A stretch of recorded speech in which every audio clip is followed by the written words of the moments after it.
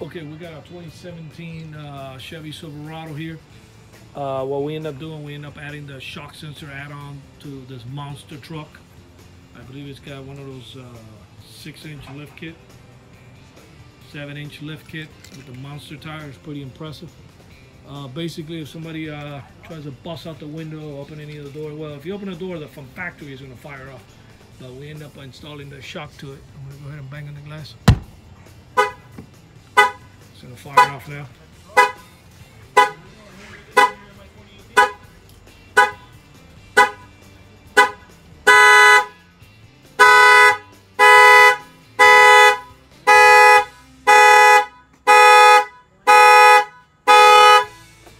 And then he should be able to get the alert that the alarm is going off.